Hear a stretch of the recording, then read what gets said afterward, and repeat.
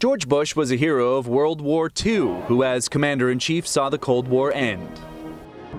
But began another war, America's decades-long struggle with Iraq. 7 months ago, America and the world drew a line in the sand. And tonight, America and the world have kept their word. I, George Herbert Walker Bush. In 1989, George Bush became the nation's 41st president. He occupied the White House for just 4 years, but they were tumultuous ones. On his watch, the Berlin Wall fell. He sent U.S. troops to oust Panama's Manuel Noriega and sent them again to purge Iraqi troops from Kuwait.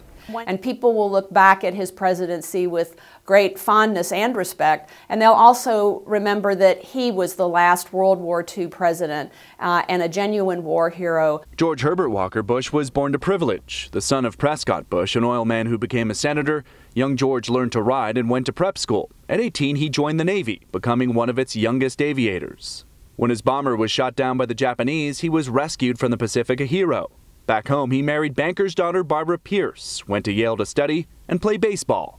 Then moved to Texas, following his dad into both oil and politics. George Bush, the man for the United States Senate. Vote for George Bush in the Republican primary May 2nd. Bush lost that campaign but went on to win a House seat, later becoming a diplomat, CIA director, and Republican Party chair. I, Ronald Reagan. In 1980, he was Ronald Reagan's running mate and served 2 terms as vice president. One man has the experience to fill. In 1988, it was his turn. He defeated Democrat Michael Dukakis in a landslide. George Bush 41 came into office with one of the most golden resumes of any president. But in that campaign, he made a televised pledge that would later haunt him. Read my lips. No new taxes. 4 years after the vow broken and the economy sour, voters dumped Bush in favor of Arkansas's young governor, Bill Clinton.